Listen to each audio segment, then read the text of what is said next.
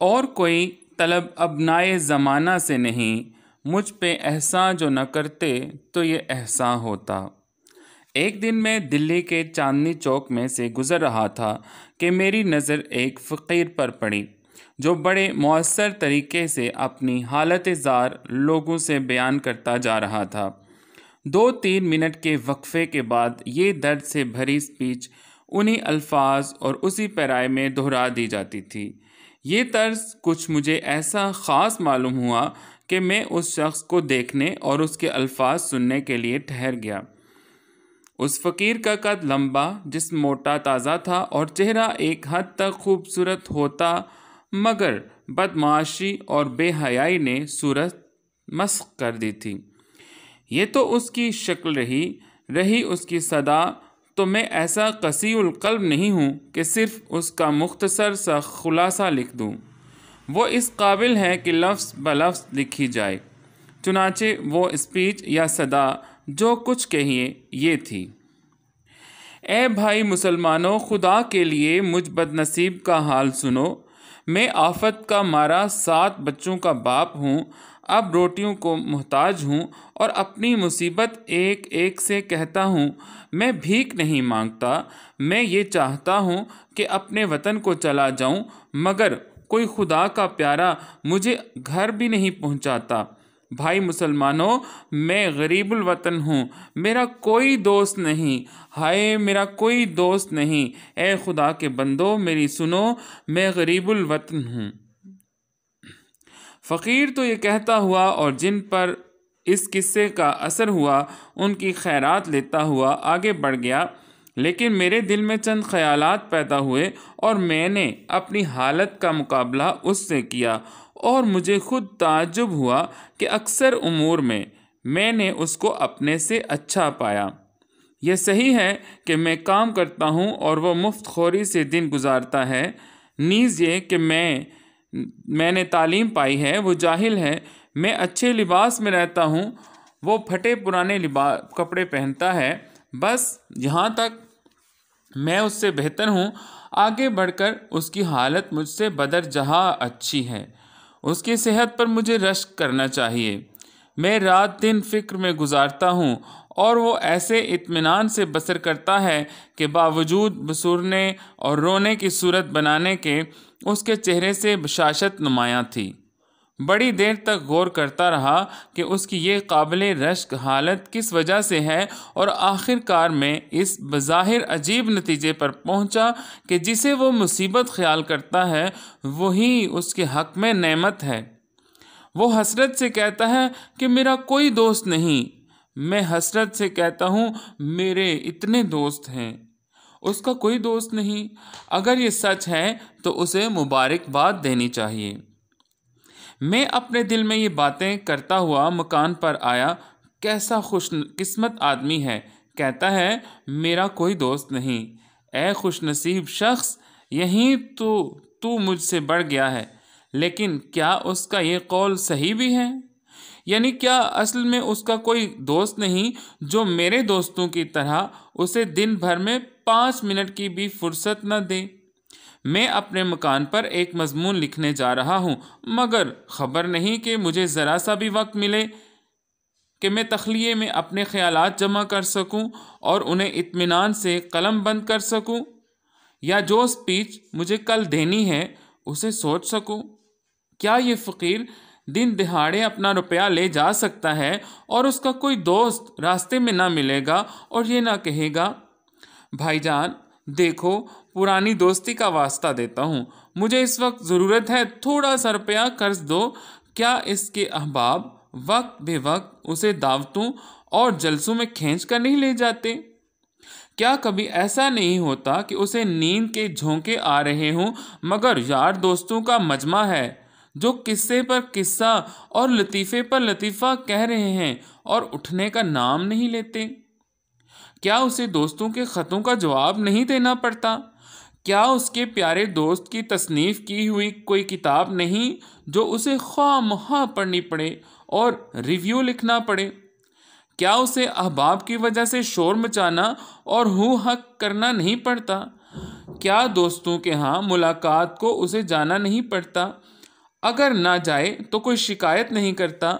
अगर इन सब बातों से वो आज़ाद है तो कोई ताज्जुब नहीं कि हट्टा कट्टा है और मैं नहीं फो नज़ार हूँ। या अल्लाह, क्या इस पर भी वो शुक्र अदा नहीं करता? खुदा जाने वो कौन सी नेमत चाहता है। लोग कहेंगे कि इस शख्स के कैसे बेहुदा ख्यालात हैं, बग़ैर दोस्तों के ज़िंदगी दूभर होती है और ये उनसे भागता है। मगर मैं दोस्तों को बुरा नहीं कहता। मैं जानता हूँ कि वो मुझे खुश करने के लिए मेरे पास आते हैं और मेरे खैर तलब हैं, मगर अमली नतीजा ये है कि अहबाब का इरादा होता है मुझे फ़ायदा पहुँचाने का और हो जाता है मुझे नुकसान। चाहे मुझ पर नफरीन की जाए, मगर मैं ये कहे बगैर नहीं रह सकता कि आज तक मेरे सामने कोई ये साबित ना कर सका कि अहबाब का एक जम्मे गफ़ीर रखने और शनासाई के दायरे को वसी करने से क्या फ़ायदा है। मैं तो यहाँ तक कहता हूँ कि अगर दुनिया में कुछ काम करना है और बातों ही में उम्र नहीं गुजारनी है तो बाज़ नहायत अजीज़ दोस्तों को छोड़ना पड़ेगा, चाहे इससे मेरे दिल पर कैसा ही सदमा हो। मसलन मेरे दोस्त अहमद मिर्ज़ा हैं, जिन्हें मैं भड़भड़िया दोस्त कहता हूँ। ये नहायत माकूल आदमी हैं और मेरी उनकी दोस्ती नहायत पुरानी और बेतकल्लुफ़ी की है, मगर हज़रत की खिलकत में दाखिल है कि 2 मिनट निचला नहीं बैठा जाता। जब आएंगे शोर मचाते हुए, चीज़ों को उलट पलट करते हुए, गर्ज कि उनका आना भूचाल के आने से कम नहीं है। जब वो आते हैं तो मैं कहता हूँ कोई आ रहा है, क़यामत नहीं। उनके आने की मुझे दूर से खबर हो जाती है, बावजूद ये कि मेरे लिखने पढ़ने का कमरा छत पर है। अगर मेरा नौकर कहता है कि मियाँ इस वक्त काम में बहुत मशगूल हैं, तो वो फ़ौरन चीखना शुरू कर देते हैं, कमबख्त को अपनी सेहत का भी तो कुछ ख्याल नहीं। और नौकर की तरफ मुखातिब होकर, खैराती कब से काम कर रहे हैं? बड़ी देर से। तोबा तोबा। अच्छा बस 1 मिनट उनके पास बैठूंगा, मुझे खुद जाना है। छत पर होंगे ना? मैं पहले ही समझता था।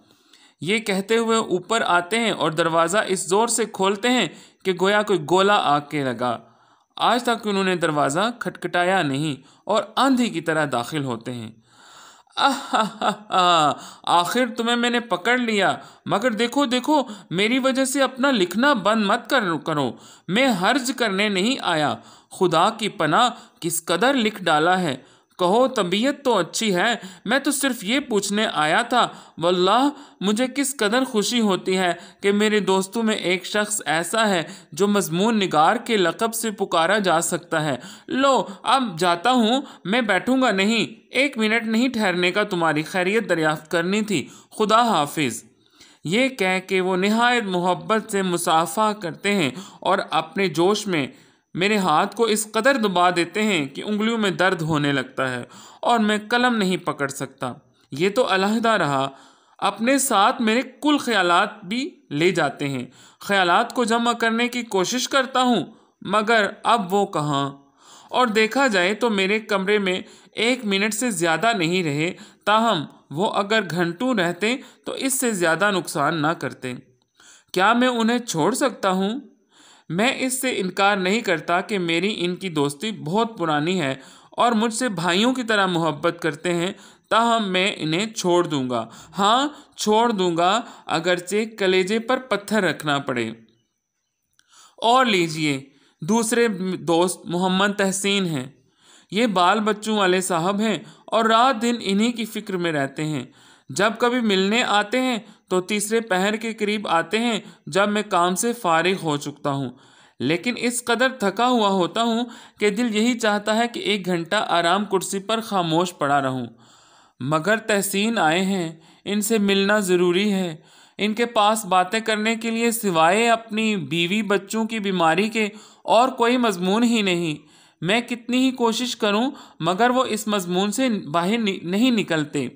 अगर मैं मौसम का जिक्र करता हूं तो वो कहते हैं हाँ बड़ा ख़राब मौसम है, मेरे छोटे बच्चे को बुखार आ गया, मंझली लड़की खांसी में मुब्तला है। अगर पॉलिटिक्स या लिटरेचर के मुतालिक गुफ्तगू शुरू करता हूँ तो तहसीन फ़ौरन माजरत पेश करते हैं कि भाई आजकल घर भर बीमार है, मुझे फुर्सत नहीं कि अखबार पढूं।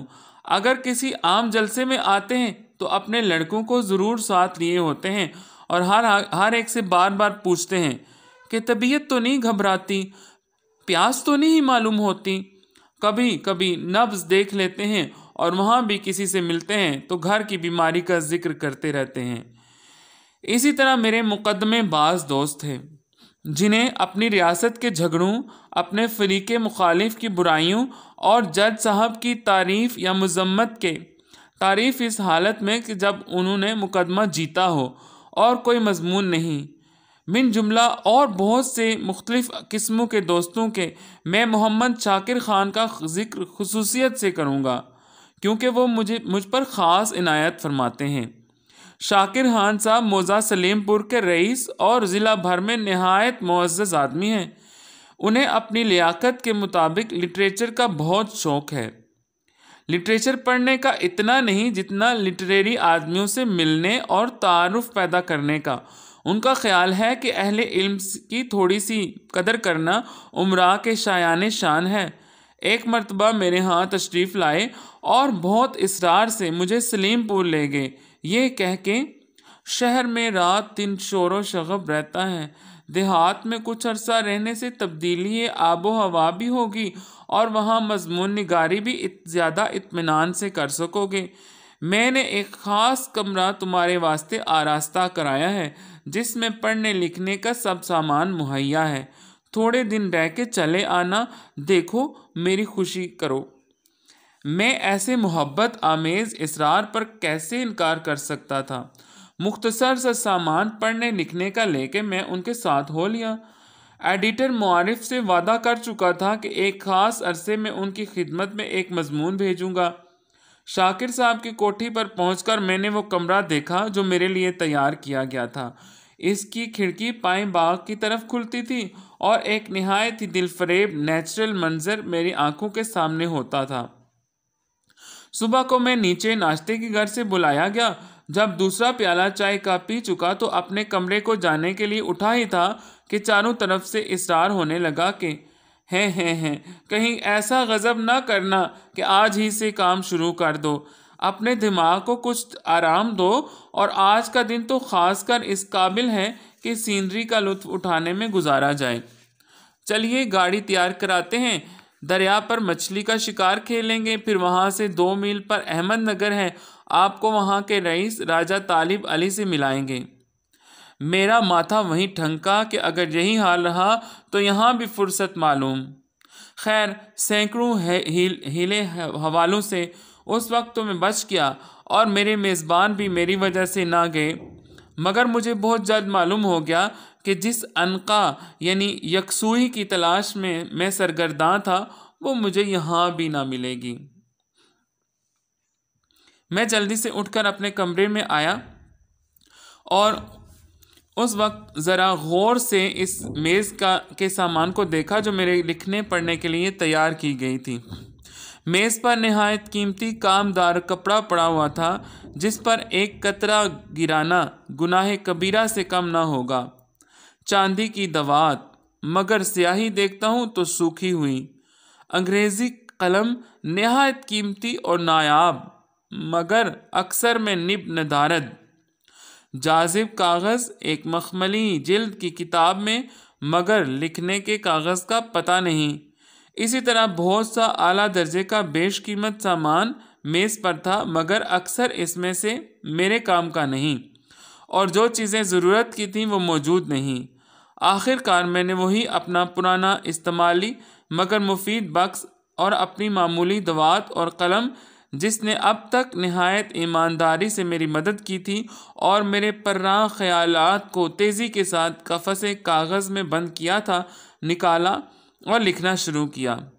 ये ज़रूर है कि जिन मुर्गाने खुशनवा की तारीफ़ में शोरा इस कदर रत्बुल लिसा हैं, उनकी इनायत से मैं खुश नहीं हुआ कि सब के सब मेरे कमरे के नीचे दरख्त पर जमा हो गए और शोर मचाना शुरू कर दिया। ताहम मैंने कोशिश करके उनकी तरफ से कान बंद कर लिए और काम में हमतन मशगूल हो गया। तन तन तना तना छन तना तन तन तन। मैं ऐसा मसरूफ़ था कि दुनिया व माफिहा की खबर न थी। यकायक इस तन तन ने चौंका दिया। ये क्या है? उफ़ो! अब मैं समझा। मेरे कमरे के करीब शाकिर खान साहब के छोटे भाई का कमरा है। उन्हें मौसीकी में बहुत दखल है। उस वक्त सितार से शौक फरमा रहे थे, बहुत खूब बजा रहे हैं। कोई आध घंटा उन्होंने मौसीकी की मशक फरमा कर मुझे मेरी ख्वाहिश के खिलाफ महजूज फरमाया। फिर किसी वजह से वो अपने कमरे से चले गए और खामोशी तारी हो गई तो मुझे फिर अपने काम का ख्याल आया। ऐ मेरे ख्यालात, तुम ही मेरा गंजीना, मेरा ख़जाना हो। खुदा के लिए रहम करो, मेरे दिमाग में फिर आ जाओ। ये कह के मैं कागज़ की तरफ मुतवज्जे हुआ कि देखूं कहाँ छोड़ा है। जिनकी कदर आप कहाँ भूले पड़े, इतने दिनों कहाँ रहे। ये क्या मुहमिल फ़िक्रा हुआ। ला हौला वला कुव्वत। मैं भी क्या गड़बड़ कर रहा हूँ। आप कहाँ भूल पड़े, इतने दिनों कहाँ रहे। ये फ़िक्रे तो शाकिर खान साहब ने किसी दोस्त से कहे हैं जो अभी उनसे मिलने आया है। मैं मसरूफ़ियत में उन्हें ही लिख किया। हाँ, तो काट के वो फ़िक्रा दुरुस्त करना चाहिए। और जिनकी कदर अभी तक मुल्क व कौम को मालूम नहीं हुई और बाहिर कोई दरवाज़ा खटखटाता है। कौन है? मैं हूँ शब्बन। सरकार ने कहा है कि अगर आपको तकलीफ़ ना हो तो नीचे ज़रा सी देर के लिए तशरीफ़ लाइए। कोई साहिब आए हैं और सरकार उन्हें आपसे मिलाना चाहते हैं। बादिल नाख्वास्ता मैं उठा और नीचे गया। शाकिर साहब के दोस्त राजा तालिब अली साहब तशरीफ़ लाए थे। उनसे मेरा तारुफ कराया गया। थोड़ी देर के बाद वो तशरीफ़ ले गए और मुझे भी फुर्सत मिली और मैंने यकसू होकर लिखना शुरू किया। थोड़ी ही देर हुई थी कि शब्बन ने फिर दरवाज़ा खटखटाया। मालूम हुआ कि फिर मेरी याद हुई। मेरे मेज़बान के कोई और दोस्त आए हुए हैं और मैं उन्हें दिखाया जाऊंगा। गोया मैं भी मिसल उस अरबी घोड़े के था जिसे मेज़बान ने हाल ही में ख़रीदा था और जो हर दोस्त को अस्तबल से मंगा के दिखाया जाता था। इन दोस्त से निजात पाकर और भागकर मैं फिर अपने कमरे में आया। ख्यालात गायब हो गए थे। फ़िक्रा अज सरे नो फिर बनाना पड़ा। तबीयत अचाट हो गई। बहज़ार दिक्कत फिर बैठा और लिखना शुरू किया। अब की मर्तबा खुशकिस्मती से कोई आध घंटा ऐसा मिला जिसमें कोई आया गया नहीं। अब मेरा कलम तेज़ी से चल रहा था और मैं लिख रहा था। हमको कामिल यकीन है कि हमारे मुल्क के काबिल नौजवान जिन्हें तफ्तीश और तहकीकात का शौक़ है और जो कोलंबस की तरह नई मालूमात और नई दुनिया, गो वो इल्मी दुनिया ही क्यों ना हो, के दरियाफ्त करने के लिए अपने तई दरवाज़े पर फिर दस्तक। क्या है? अच्छा, दरियाफ्त करने के लिए अपने तई ख़तरे में डालने से भी खौफ नहीं खाते। ज़रूर इस तरफ मुतवज्जो होंगे और अपनी काविशों और कोशिशों से मौजूदा। दरवाज़ा फिर खटखटाया गया। हाँ हुजूर, सरकार आपका इंतज़ार कर रहे हैं। खाना ठंडा हुआ जाता है। उफ़्फ़ो, मुझे ख्याल नहीं रहा। सरकार से अर्ज़ करना मेरा इंतज़ार ना करें, मैं फिर खा लूँगा। इस वक्त मुझे कुछ ऐसी भूख नहीं। और आइंदा नस्लों को ज़ेरे बार एहसान करेंगे। यही नौजवान हैं जो कौम की कश्ती को खुदा की मदद पर भरोसा करके ख़तरात से बचाते और साहिल मुराद तक पहुँचाते हैं। ज़िंदगी और मौत का ला अनहल मसला। दस्तक। क्या है? सरकार कहते हैं अगर आप थोड़ी देर में खाना खाएंगे तो हम भी उसी वक्त खाना खाएंगे, मगर खाना ठंडा होकर बिल्कुल ख़राब हो जाएगा। अच्छा भाई, लो अभी आया। ये कह के मैं खाने के लिए जाता हूँ। सबसे माजरत करता हूँ। मेज़बान नहायत अखलाक से फरमाते हैं, चेहरे पर थकन मालूम होती है। क्या बहुत लिख डाला? देखो, मैं तो तुमसे कहता था ना कि शहर में ऐसी फुर्सत और ख़ामोशी कहाँ। सिवाय इसके कि मैं आमना व सदक ना कहूँ और क्या कह सकता था। अब खाने पर इसरार होता है, जिस चीज़ से मुझे रग़बत नहीं वही खिलाई जाती है। बात खाने के मेज़बान साहब फरमाते हैं, दोपहर को तुम्हें गाड़ी में चलना होगा।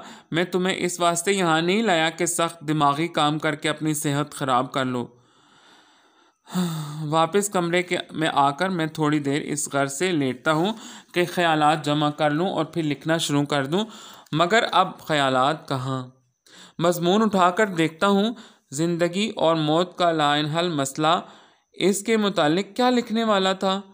इन अल्फाज के बाद कौन से अल्फाज दिमाग में थे, अब कुछ ख्याल नहीं कि इसको पहले फ़िक्रों से क्यों करना पैदा करना था। यूं ही पड़े पड़े नींद आ जाती है। तीसरे पहर उठता हूँ तो दिमाग बहुत सही पाता हूँ। ज़िंदगी और मौत का लाइनहल मसला बिल्कुल हल हो जाता है। पूरा फ़िक्रा आईने की तरह साफ नज़र आता है। मैं खुशी खुशी उठकर मेज़ पर गया और लिखना चाहता था कि फिर वही दस्तक। नौकर इत्तला देता है कि गाड़ी तैयार है, सरकार कपड़े पहने आपका इंतज़ार कर रहे हैं। मैं फ़ौरन नीचे जाता हूँ तो पहला फ़िक्रा जो मेज़बान साहब कहते हैं वो होता है, आज तो दस्ते के दस्ते लिख डाले। मैं सच्ची बात कहूँ कि कुछ भी नहीं लिखा तो वो हंस के जवाब देते हैं, आखिर इस कदर कसरे नफसी की क्या ज़रूरत है। खुदा के वास्ते झूठी न खाइए कसमें, मुझे यकीन हुआ और मुझको एतबार आया। मिल मिलाकर शाम को वापस आए।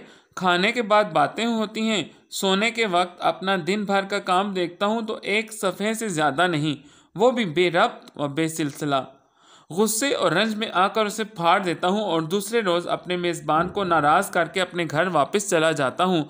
मैं नाशुक्रा और एहसान फरामोश कहा जाऊँगा, मगर मैं मजबूर हूँ। उस अजीज़ और मेज़बान दोस्त का भी छोड़ दूँगा। मैंने ज़रा तफसील से उनका हाल बयान किया है, मगर ये ख्याल ना करना कि यहीं उन अहबाब की फहरिस्त ख़त्म हो गई है जिनसे मैं रुखसत तलब कर सकता हूँ। नहीं, अभी बहुत से बाकी हैं। मसलन एक साहब हैं जो मुझसे कभी नहीं मिलते, मगर जब आते हैं मैं उनका मतलब समझ जाता हूँ। ये हज़रत हमेशा कर्ज़ मांगने के लिए आते हैं। एक साहब हैं जो हमेशा ऐसे वक्त में आते हैं जब मैं बाहर जाने वाला होता हूँ। एक साहब हैं जब मुझसे मिलते हैं कहते हैं, मियाँ अरसे से मेरा दिल चाहता है तुम्हारी दावत करूं, मगर अपनी ख्वाहिश को पूरा नहीं करते। एक दोस्त हैं जो वो आते ही सवालात की बौछार शुरू कर देते हैं।